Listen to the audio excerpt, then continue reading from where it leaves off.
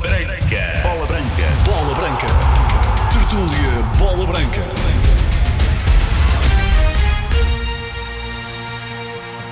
Está no ar a Tertúlia Bola Branca. Esta segunda-feira vamos navegar entre a ressaca da jornada 19, que termina esta noite com o Porto de Gil Vicente, e o que vem na Liga dos Campeões, na Luz, e no San Mamés, em Bilbao.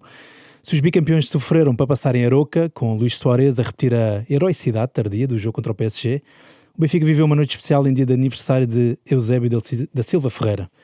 Daniel Banjaki e Anísio Cabral, dois rapazes de 17 anos, campeões do mundo, inventaram o 4-0 contra a Estrela da Amadora.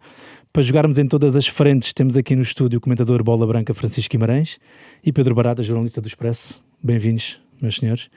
Pedro, vou começar por ti. Que noite bela para estes rapazes na Luz, não? É verdade. Boa tarde, Francisco. Olá, Hugo. Eu acho que todos pensámos um pouco o que depois o Benfica acabou por revelar em vídeo, aquela imagem de ambos sonharem há poucos meses que o Banjaki cruzava e o Anísio cabeceava.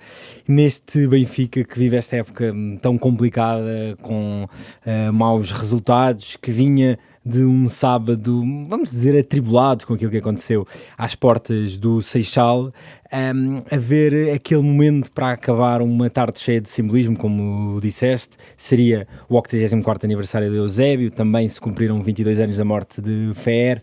A ver aquele lance final para fechar uma goleada, foi como que um certo tom de esperança para o futuro. José Mourinho tem falado muito na aposta dos jovens, não tem sido assim tão efetiva quanto isso, mas fechar uma goleada com aquele momento foi, como disse, um toque de esperança bonito e que dá um certo ânimo para, eu diria, um dos jogos da época do Benfica, que vem já na quarta-feira. Sim, já lá vamos.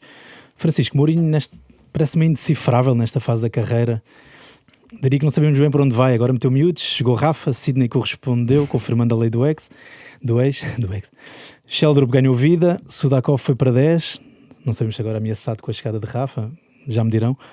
O que é que destacas do jogo com o Estrela da Amadora e que pistas é que deixa para o jogo com o Real Madrid? Lá está. É decifrável ou não o que vem aí? Não, sinceramente acho que não. Neste momento o José Mourinho é nem com uma bola de cristal, nem com um raio-x, lá vai, porque, enfim, tu apontaste aí algumas surpresas, eu diria incongruências, de jogadores que de repente passam de descartáveis. O Sheldrup, por exemplo, é o maior exemplo disso. Passam de descartáveis a titulares, depois voltam a ser suplentes. O Barreiro, que era uma espécie de centro ofensivo, estranhamente, mas olhando para as qualidades do Barreiro, mas era essa a função que lhe estava a ser dada. O Barreiro, que era uma espécie de centro ofensivo, número 10 da equipa, passa a ser médio centro um bocadinho mais recuado. O Prestiani, também era um dos jogadores aparentemente dispensáveis pelo Benfica, de repente ganha a titularidade. O Sudakov, que jogava à esquerda, agora joga no meio. Vai ser curioso perceber a questão do Rafa, já podemos falar mais à frente. O Orsnes, que era ala direito, passa para a sua posição mais, enfim, onde consegue dar mais rendimento. Só que isso, o que se nota em José Mourinho é que está, a meu ver, muito dependente, ou seja, ao tomar as decisões, está muito dependente do que é que acontece nos jogos anteriores. Se as coisas correm bem, o 11 mantém-se, mais ou menos. Parece que a vitória é uma espécie de argumento para José Mourinho manter a sua equipa. Mas a partir do momento em que as coisas correm mal, José Mourinho não só altera, como altera substancialmente, e altera a um ponto que é contraditório aos 11 anteriores, não é? Como nós já vimos, já vimos estes jogadores, os mesmos jogadores, com faces totalmente distintas neste Benfica, e acho que a alavanca da decisão de Mourinho é o resultado. E portanto agora as coisas correram bem, aparentemente, penso eu, podemos ver uma espécie de manutenção do 11 e das soluções, até as coisas voltarem a correr mal. E isso não me parece muito... Para um homem que se gaba de ser muito confiante, não, das suas decisões, e muito certo daquilo que quer, do caminho que quer trilhar, eu sou Mourinho e vou ser Mourinho até ao fim, estar tão dependente de resultados para tomar as decisões sobre aquilo que quer para o Benfica, revela um treinador ao sabor do vento. E isso para mim é a grande contradição do José Mourinho. Um treinador que deveria ter, a meu ver, um plano estruturado, um projeto a longo prazo para este Benfica está muito dependente da pressão, dos resultados, e isso é a imagem contrária ao José Mourinho que nós conhecemos durante tanto tempo. E o Benfica precisa do José Mourinho original, do José Mourinho que confia em si próprio, que confia nas soluções, que é teimoso, e está a ser exatamente o contrário. Até como clube, não é? O Anísio Cabral é agora aposta, enfim, campeão do mundo, marcou 7 golos em 8 jogos, se não me engano, resolveu a final. Há 20 dias resolveu um derby no Sub-19. Jogou pouco no Sub-23, ainda não jogou na equipa B. Até como projeto de clube é meio estranha. A aposta é belíssima, mas como clube, não é? Como caminho, às vezes parece um pouco, não digo ao sabor do vento, mas é inesperado. Sim, mas essa dificuldade que o Benfica tem tido numa certa arquitetura de rampa de lançamento de jovens não é algo propriamente que seja uma grande novidade. Durante alguns anos vimos uma arquitetura do Seixal que funcionava muito, muito bem, com essa estrutura de sub-19, equipa B, equipa principal, que durante ali, eu diria desde o primeiro ano de Rui Vitória até mais ou menos 2020, a coisa funcionou bastante bem, mas nos últimos anos também por via deste projeto desportivo tão errático, de tantas contratações que chegam e de tanta gente que sai, essa linha de montagem foi-se perdendo, e o Anísio é um caso. Há outros de gente que por vezes parece que demora a chegar ao patamar do futebol profissional, da equipa B, outros que se arrastam muito, muito tempo na equipa B. Por exemplo, ontem foi lançado o Diogo Prioste, que vai fazer 22 anos, ou seja, não é propriamente um destes rapazes de 17 ou de 18 anos, e que porventura será um dos que teve tempo a mais na equipa secundária. E eu creio que o Benfica, nesta vertigem de treinadores que saem em setembro, de projetos que se vão reciclando, está a pedir a José Mourinho, um pouco na linha do que o Francisco dizia, que com uma varinha mágica resolva os problemas à base de carisma, à base de uma certa ideia de curto prazo, mas também olhar para o futuro, sempre com um pé no passado, nestes regressos como o de Rafa, e isso traz aqui uma série de contradições difíceis de explicar.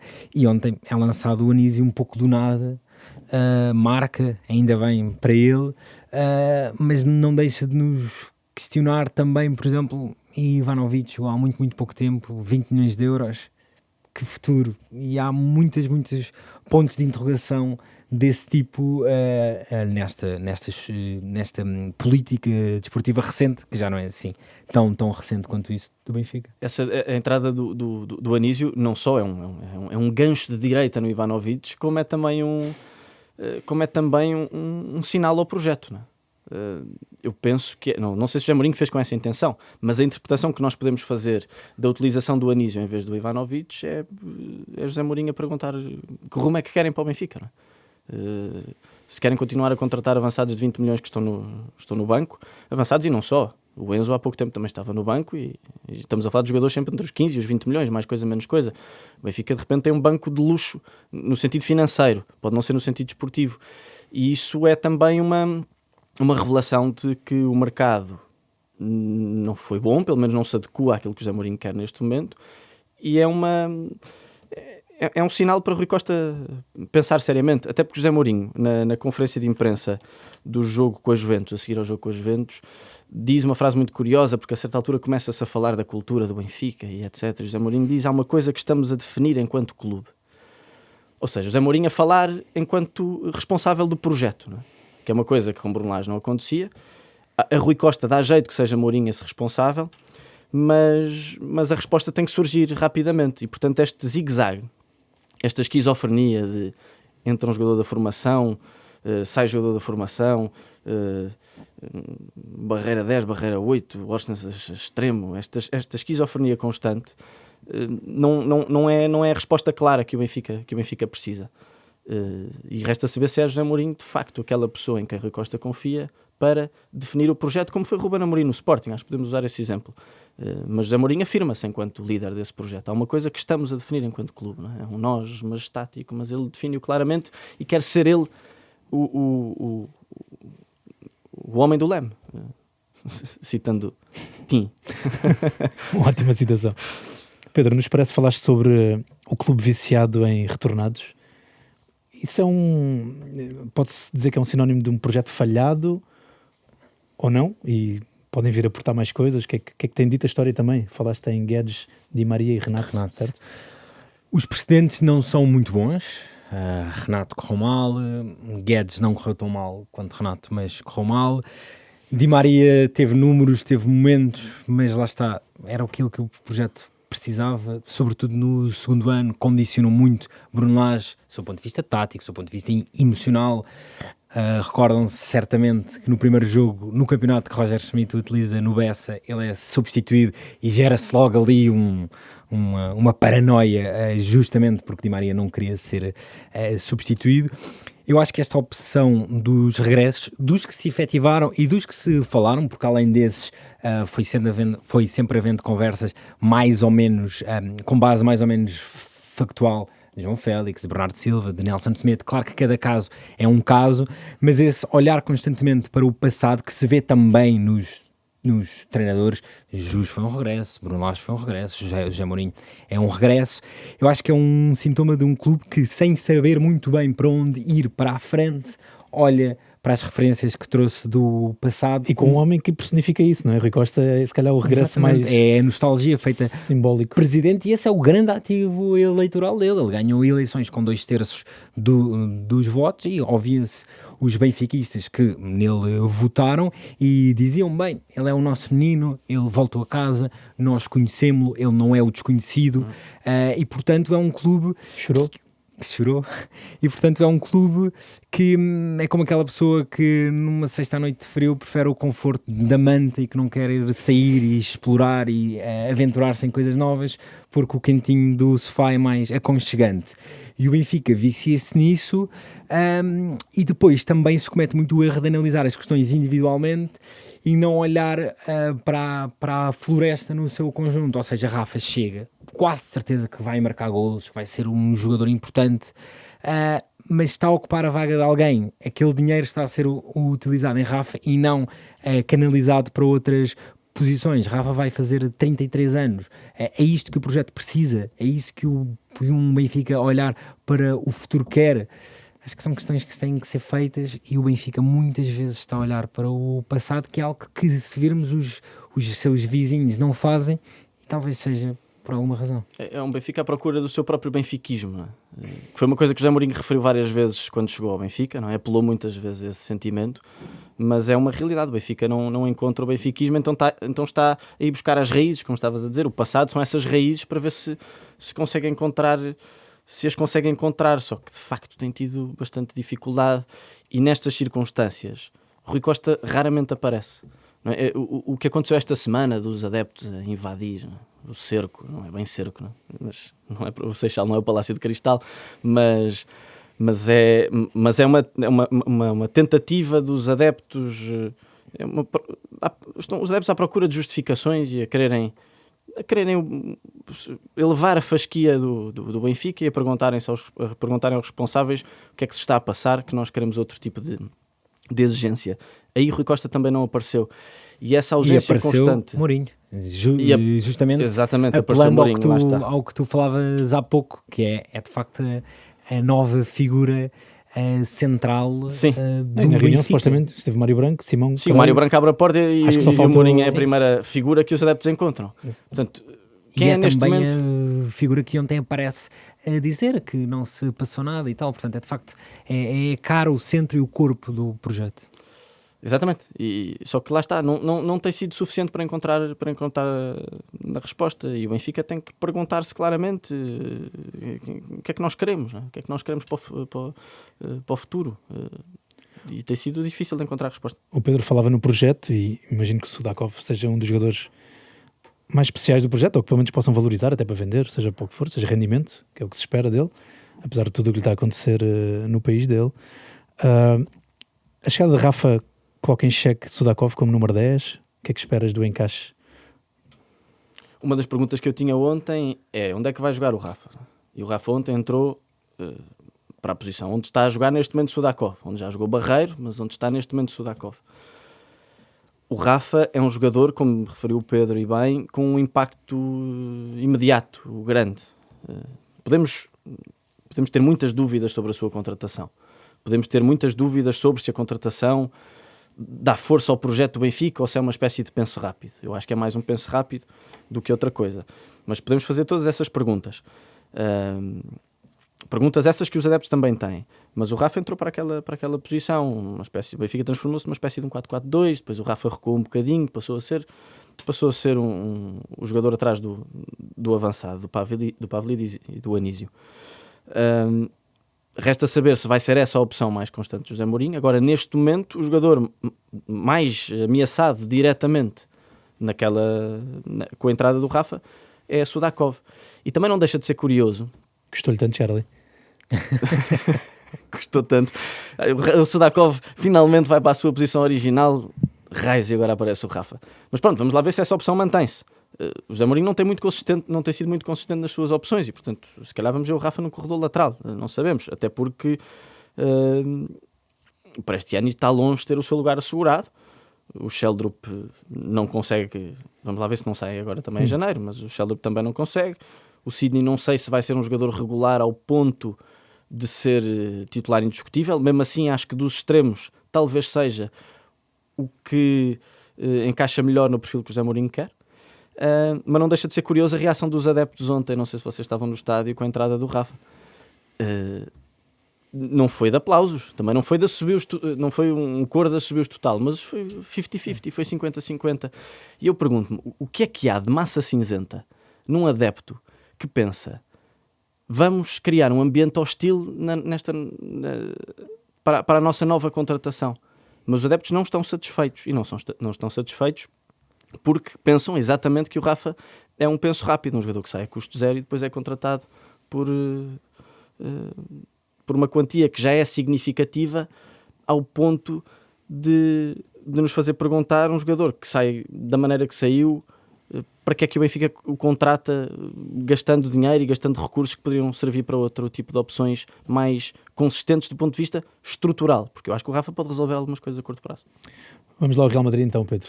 Vem a Liga dos Campeões, da derradeira jornada da fase de Liga, da Champions, não é? O Benfica ainda sonha com uma vaga no play-off, mas tu que percebes tanto de Liga Espanhola, Real Madrid, a tua passagem na marca é assim o diz. O que é que mudou? Sai Xabi Alonso, entra Arbeloa, um mourinhista, confesso, super admirador, tem uma relação boa. Como é que se resume esta história deste Real Madrid deste ano?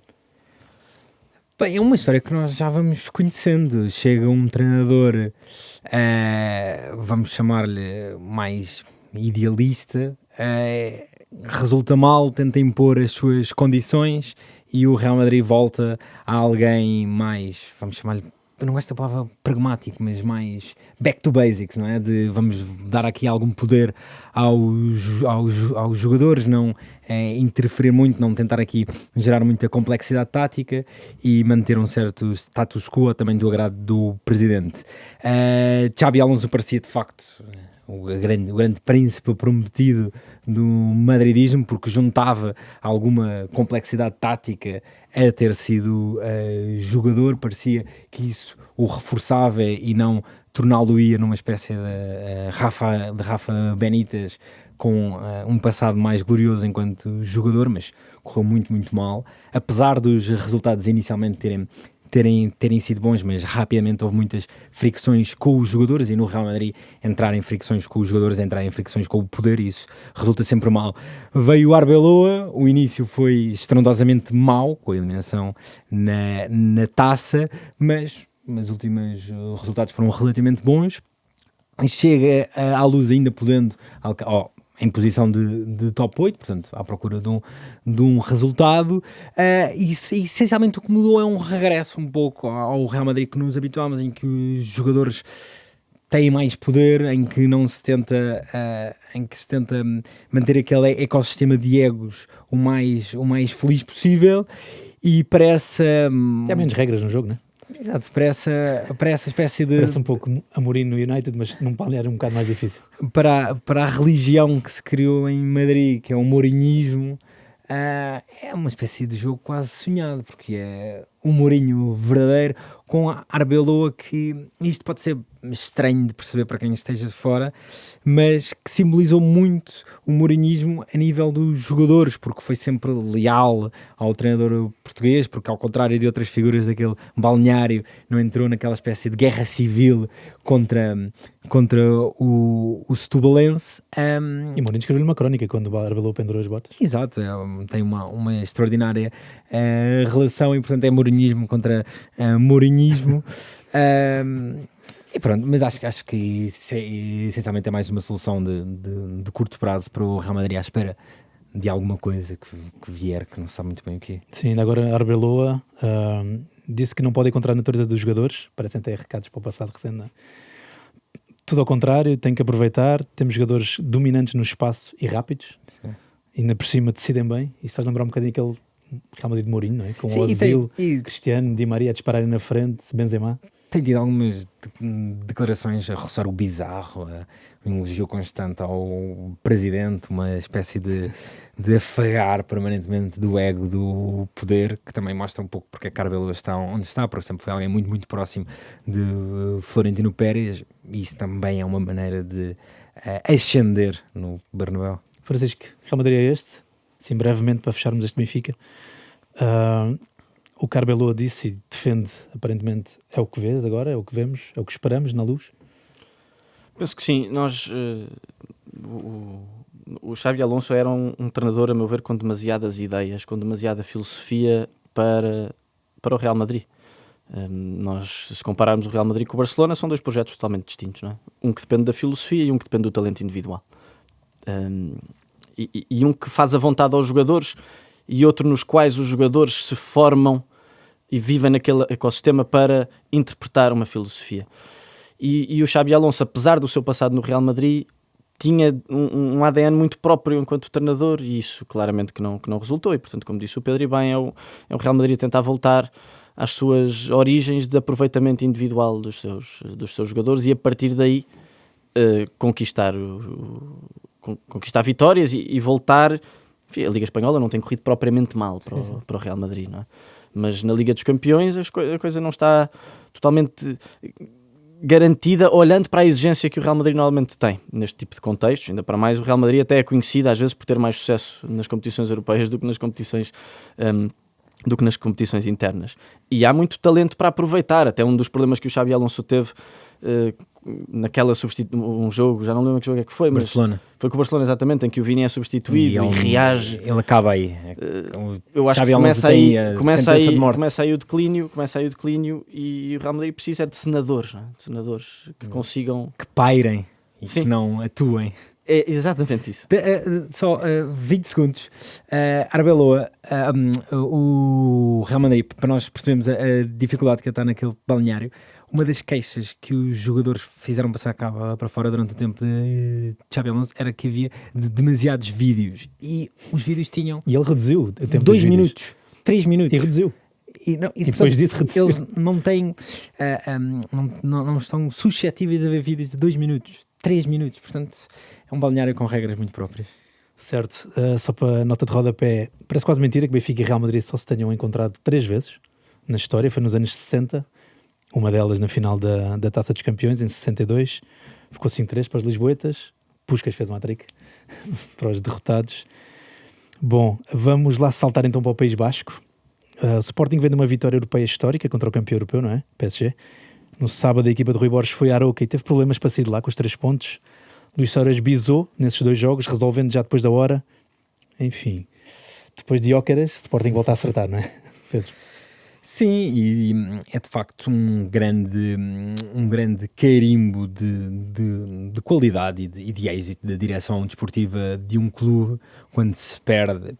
Eu acho que é provavelmente o jogador mais decisivo das últimas décadas do Sporting, porque junta golos e qualidade a títulos, que era algo que em Alvalade não se via assim tão regularmente, e meses depois temos já um novo goleador, que é muito mais do que um goleador, e eu acho que isso é também a marca de Luís Soares, é que tem marcado muito, mas também feito jogar, é ali um ponto, uma placa giratória no centro do ataque, e isso é um grande elogio para uma direção desportiva, que já agora também trouxe Fotis Ioannidis, que também, apesar dos problemas físicos, creio que tem qualidade indiscutível. Portanto, acho que as direções desportivas não acertam sempre, mas há aqui uma marca de coerência, porque Soares, além dos golos, é um perfil que se ajusta muito ao futebol que Pote pede, que Trincão pede, que Kenda, quando estava apto, pedia, e portanto isso mostra-nos também que o êxito não cai do céu, e Luís Soares tem sido absolutamente decisivo, sobrevivente também ao síndrome de lesões que muitas vezes vemos em Alcochete, e é legítimo dizer que se o Sporting continua a sonhar com o título e a fazer uma grande Liga dos Campeões, deve-se em boa parte ao colombiano. Francisco, regressou Pedro Gonçalves, Luís Guilherme vai somando minutos, já tinha voltado Daniel Bragança. Que Sporting é este que arranca a segunda volta, que sonha com um apuramento direto na Liga dos Campeões, está com os mesmos pontos do que até ao sexto classificado, se não me engano, sim, sexto, sétimo e oitavo tem 13 pontos, como o Sporting e o Barcelona, e mais umas quantas, Atalanta, Atlético, Manchester City. Como é que fez este Sporting? O Rui Borges já pediu perfeição para tentar se aproximar de Farioli, do Porto de Farioli. Como é que fez isto? Bem, o Sporting não pode cometer muito mais erros na Liga, e desde o jogo com o Marselha que o Sporting virou as contas da Liga dos Campeões, não é? É um jogo com muitas particularidades, em que o Sporting nem sequer estava perto de conseguir o controle do jogo para ganhar, e de repente com uma expulsão consegue dar a volta e passa a ser uma equipa na Liga dos Campeões claramente à imagem do seu treinador, uma equipa da crença, da competitividade, da agressividade, do espírito competitivo e do espírito coletivo. O Sporting, apesar de ter um bom ataque organizado neste momento, é um ataque organizado que já teve melhores dias, é um Sporting que já teve mais ideias. Eu acho que as lesões não ajudaram nada, os problemas físicos os problemas físicos não é só a ausência dos jogadores, é a capacidade dos jogadores que jogavam, que continuaram a ser titulares, de manterem o nível, não é? Trincão, por exemplo. E por isso o Sporting está muito sedento do regresso de jogadores como Pedro Gonçalves, e por isso é que o regresso do Daniel Bragança também, que já foi pontuando o jogo com aquela qualidade extraordinária. Não só havia muita fome dele para voltar aos relevados, como o Sporting também estava muito a precisar daquele tipo de jogador que trouxesse ideias e que voltasse a dar ao Sporting a capacidade de ter um jogo ofensivo criativo. O próprio Trincão, nesse jogo, no primeiro em que o Daniel Bragança volta, o próprio Trincão, que estava completamente morto fisicamente, já não conseguia dar muito ao jogo, renasceu com a entrada do Bragança, e aquilo parecia um recreio dos dois. O primeiro toque, triangulações, combinações, e o Sporting por isso precisa muito não só de jogadores como o Bragança, mas a notícia do regresso do Pedro Gonçalves acho que é uma ótima notícia, porque pode voltar a dar ao Sporting essa capacidade de circulação e de controlo que fez com que o Sporting tivesse uma ótima fase, que era uma espécie de travão às escorregadelas que o Sporting tem tido, ou pelo menos das escorregadelas que o Sporting se tem aproximado nos últimos tempos, até para não depender demasiado do Soares. Neste momento é uma coisa que acontece. Nós falámos muito quando havia o Gyökeres, na dependência do Gyökeres. Neste momento há uma dependência excessiva do Soares naquilo que ele pode dar ao jogo, e o Rui Borges vai ter que orientar o seu olhar de outra maneira para que a equipa volte a ser o que era há umas jornadas atrás. Pedro, duas coisas. Há ou não esta quebra exibicional, física eventualmente, não sei, e como é que vês o encaixe do Luís Guilherme? Já temos algumas pistas sobre que jogador é que pode ser por cá. Sim, houve uma quebra do Sporting. Era difícil também não quebrar, porque são muitas lesões. O banco também, houve muitos jogos, desde logo na Taça da Liga, em que era um banco muito, muito pobre, e é um Sporting que basta olhar à última semana e não fossem os golos nos descontos e estaríamos aqui a falar, não diria de uma crise, mas de um momento claramente pior dos bicampeões. Em relação ao Luís Guilherme, acho que tem dado algumas boas indicações, mas parece um pouco ainda um corpo um pouco estranho na equipa. Ele é lançado que isto não seja mal entendido, mas quase porque não havia mais ninguém, não é? Ele quando surge nos primeiros jogos, a equipa precisava mesmo de gente que pudesse jogar, e ele teve que rapidamente ser titular e dispor de bastantes minutos. Tem jogado à esquerda, o que em teoria não o favorece muito. Creio que na estreia a titular em Alvalade foi um pouco tímido. A Arouca teve momentos em que soltou um pouco mais. Achei curioso aquela dinâmica de a espaços ir mais para a direita, com o Geni no meio, o Trincão a cair na meia esquerda, o Rui Borges a tentar ali mexer um bocadinho as coisas. Ainda o vejo como um corpo um pouco estranho.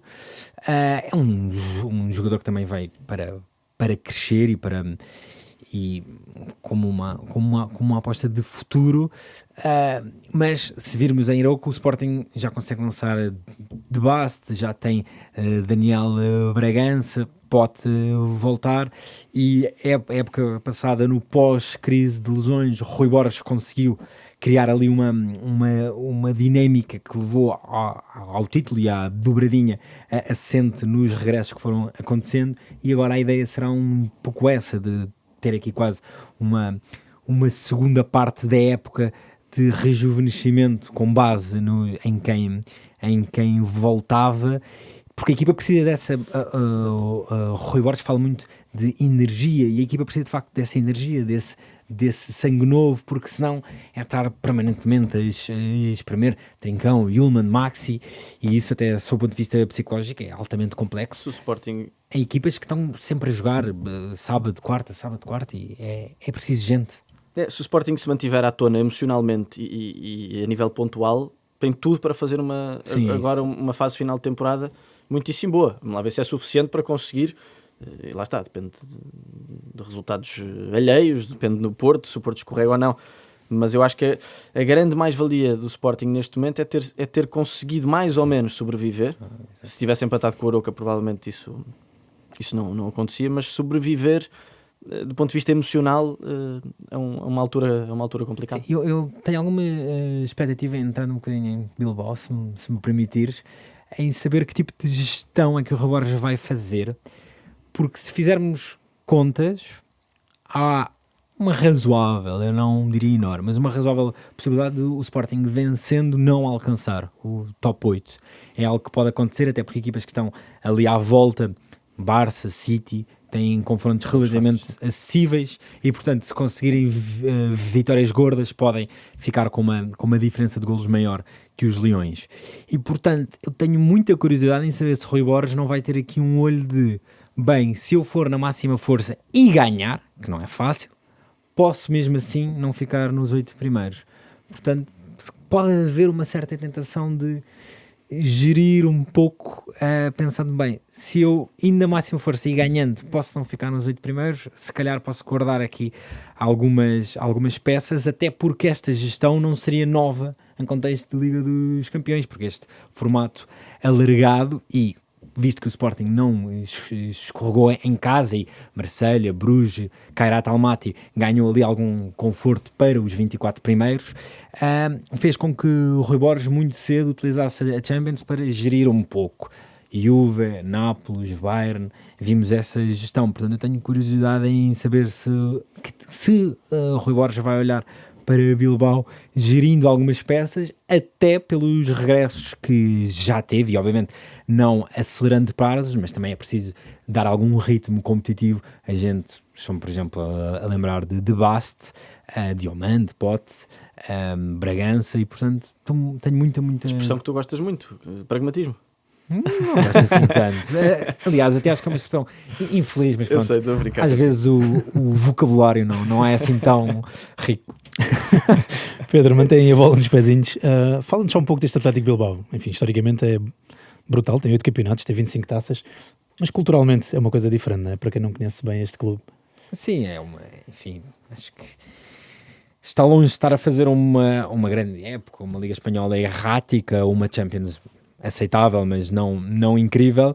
Agora, olhando para para a pintura na sua globalidade, é absolutamente extraordinário que uma equipa destas continue a estar na elite do futebol internacional, na Liga dos Campeões, muito, muito competitiva, numa liga muito exigente como a espanhola, alicerçada em gente da casa. Este da casa tem muito que se lhe diga, porque é um clube com uma capacidade financeira muito grande, que compra caro, que paga salários muito altos.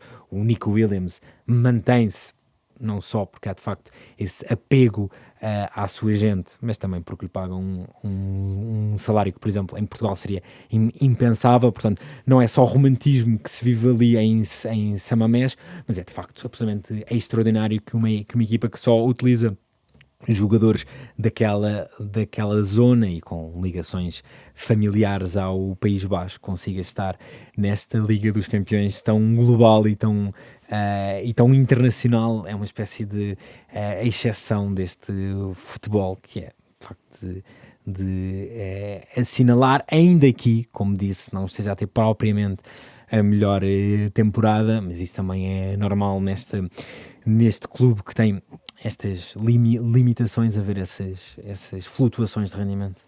Tirando os festivais de literatura e algumas homenagens que eles fazem assim, a figuras mais históricas, é um clube bem interessante. É um clube absolutamente extraordinário. Admirável. Para mim é muito Julen Guerreiro, Echeverria, Urzáiz, Alcorta, enfim, outros tempos. Sporting em 2012 quase chegou à final da Liga Europa com Sapinto e caiu contra o Atlético de Bielsa. Não sei se tem alguma memória especial desse jogo. Mas avançamos, Francisco. O que é que esperas então deste jogo e o que é que o Atlético, enfim, os irmãos Williams, se calhar são a bandeira da equipa, mas o que é que eles têm mais ou o que é que nos podes dizer sobre eles? Olha, ao contrário de outros Atléticos que já vimos, têm tido mais problemas, a meu ver, em ter o controle do jogo.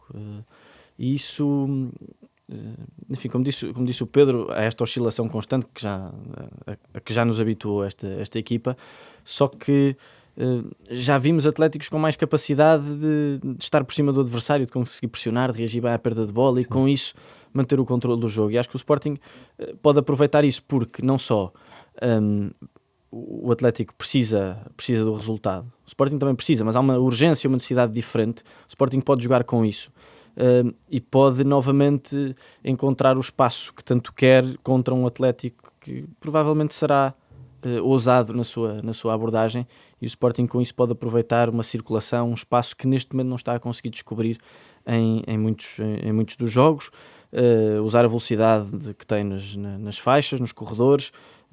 Acho que é um bom contexto para o Sporting enfrentar o Atlético.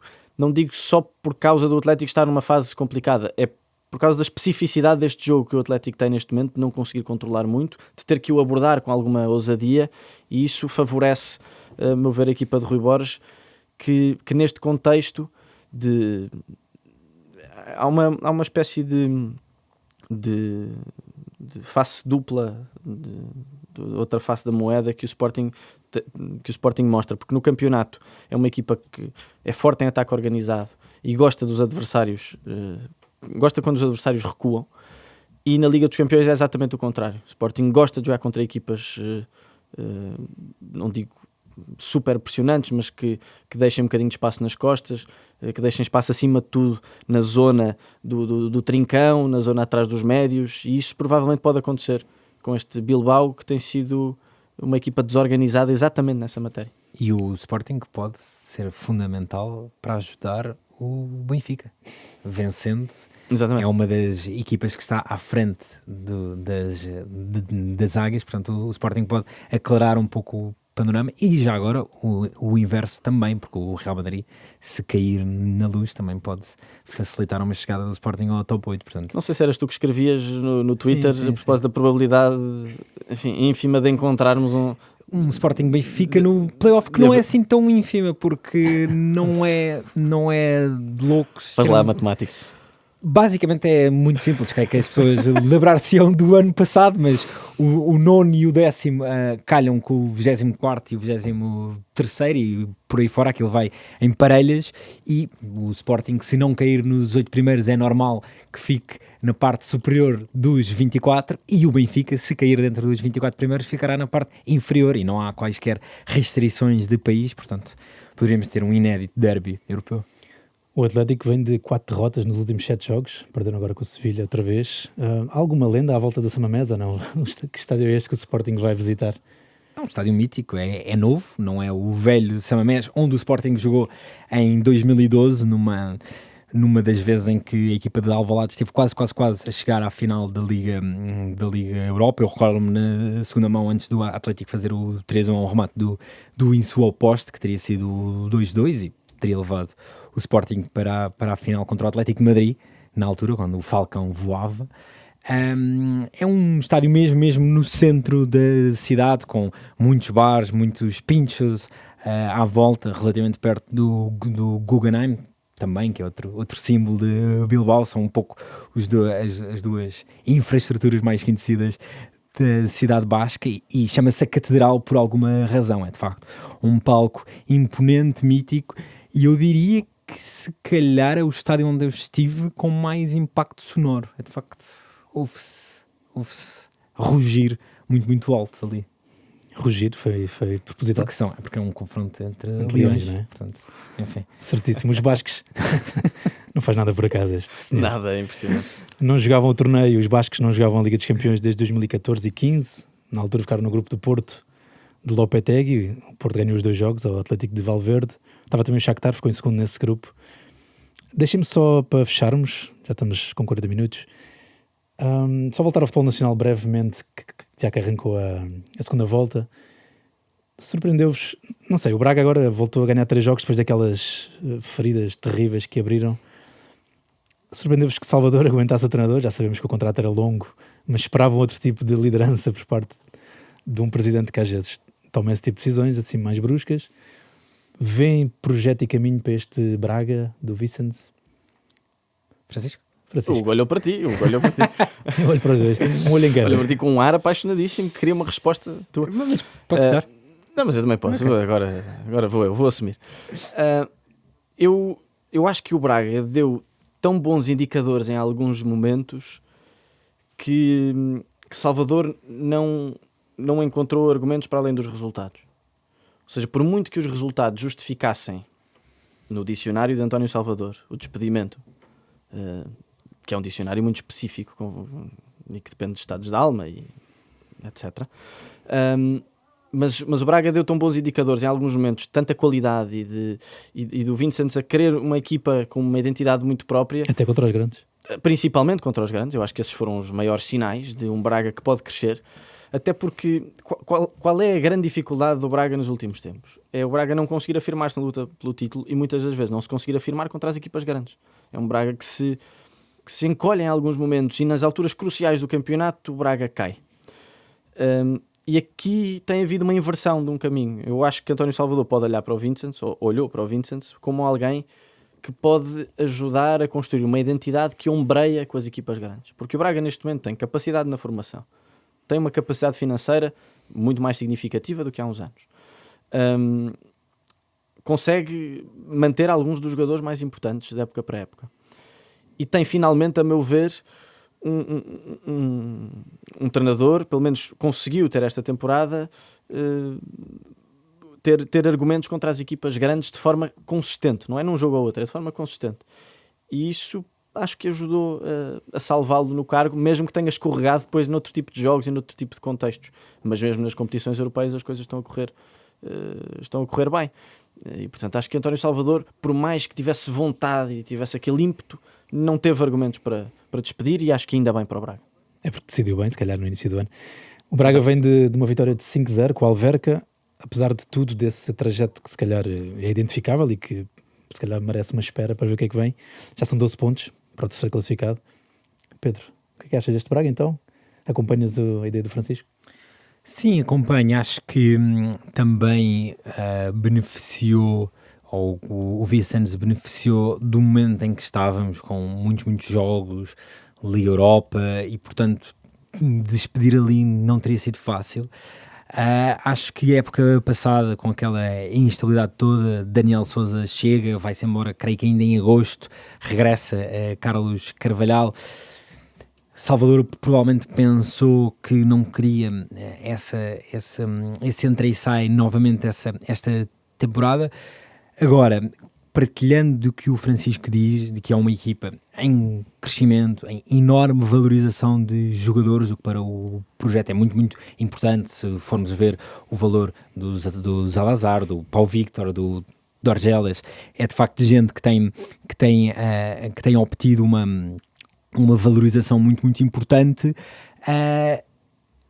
Eu não creio que Vicens tenha passado completamente incólume daquela má série de Vitória e Faf, ou seja, creio que houve ali feridas que ficaram e que no futuro, se houver uma série de 2 maus resultados, Vicens será sempre um treinador com uma posição mais precária do que aquela que tinha antes da final da Taça da Liga, porque perder uma final assim contra o principal rival e depois cair na Taça de Portugal com a sensação de caminho muito aberto que o Braga tinha para o Jamor, porque depois calharia novamente com equipas de escalões inferiores, creio que isso terá deixado em António Salvador uma mágoa que ao próximo mau resultado pode fazer com que a corda quebre para o lado do treinador, mas para já fica com essa imagem de